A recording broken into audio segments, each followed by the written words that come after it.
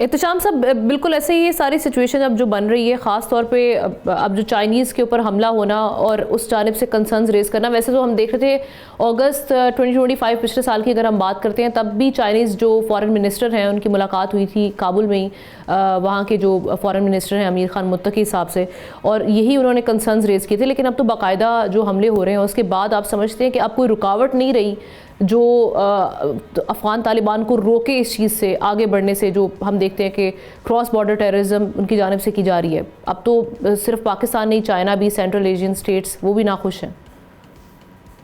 دیکھیں ہم نا دو چیزیں ہیں. ایک تو جو ظاہر شاہ بھی جس کی طرف اشارہ کر رہے ہیں کہ ان کے اندرونی اختلافات کی وجہ سے نہ صرف وہ خود پریشان ہیں بلکہ ہندوستان بھی پریشان لگ رہا ہے، اور اس کے ساتھ ساتھ اسرائیل بھی کہا جا رہا ہے کہ پریشان لگ رہا ہے، کیونکہ ان تینوں کا نیکسس ہو گیا ہے کہ پاکستان کو ڈی اسٹیبلائز کیا جائے اور اپنے اہداف حاصل کیا جائے.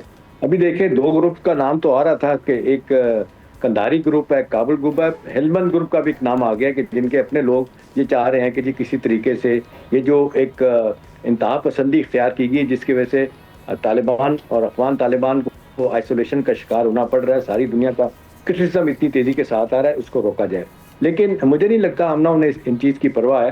باقی آپ دیکھ لیں اس حوالے سے دو چیزیں ہیں. ایک تو D G S P R کی میں بات کروں گا جو ایک سے زیادہ دفعہ کہہ چکے ہیں وہ کہ جی یہ کرمنل کا اور دہشت گردوں کا جو نیٹ ورک ہے سسٹین کر رہا ہے، اس کو توڑنے میں مطلب جس طرح ہمیں کامیابی ملنی چاہیے شاید نہیں مل رہی. یہ دونوں پیسہ استعمال کر رہے ہیں، دونوں فائدہ اٹھا رہے ہیں، ان کے پیچھے بھارت بھی ہے، افغانی بھی ہیں اور اسرائیل بھی ہے. تو ہماری مشکلات اس حوالے سے تو ہیں. اچھی بات ہے کہ انٹرنیشنل کنسرن چائنا کے بعد سینٹرل ایشیا اور باقی ممالک جتنی تیزی کے ساتھ کہہ رہے ہیں، اور بیک ٹو بیک ہم نے جو رپورٹس آئی ہیں، یونائٹڈ نیشن کی رپورٹ دیکھیں، جرمنی کی رپورٹ دیکھیں، پھر اسی طرح سے آپ دیکھ لیں نیو یارک واشنگٹن ٹائم نے بھی ان دونوں آرٹیکل لکھے کہ یہ دہشت گردی جو ہے نا جس طریقے سے پھیل رہی ہے یہ باقی ممالک کے لیے مشکلات پیدا کرے گی. باقی ہم نا 13 ویلی میں تو اب یہ ثابت ہو گیا کہ 12,000 ایکڑ جو جگہ ہے جس پہ ایک زمانے میں پہلی جب ان کی حکومت آئی تھی اپنا طالبان کی تو وہ انہوں نے وہ علاقہ ختم کر دیا تھا جہاں پہ پاپی کلٹیویشن ہوتی تھی. اب انہوں نے دوبارہ شروع کر دیا. اب یہ کہا جا رہا ہے کہ 800 سے 1 بلین ڈالر کی ٹریڈ ہے. یہ پیسہ فیون اور ڈرگ کا استعمال کر کے ویپن لیتے ہیں، اور اسی طرح سے ارباب رائے تاوان کے علیحدہ کیسز ہیں جہاں یہ پیسے لے رہے ہوتے ہیں. تو مشکلات کے ساتھ ساتھ یہ اپنے معاملات کو بھی سسٹین کر رہے ہیں.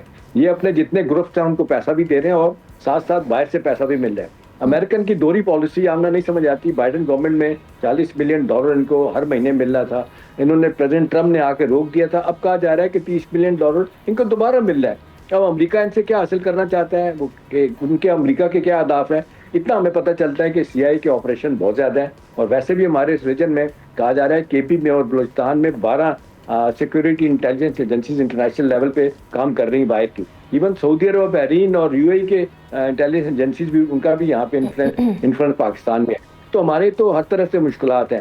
اچھی بات ہے کہ ابھی جس طریقے سے یونائٹڈ ہو کے آپریشن کیا جا رہا ہے، اور 13 ویلی میں تو اب حکومت بڑا واضح طور پہ کہہ رہی ہے اسٹیبلشمنٹ اور سیکورٹی ادارے کے بھرپور وہاں پہ آپریشن ہو رہا ہے. ظاہر مجھ سے زیادہ اچھا جانتے ہیں اس کے بارے میں.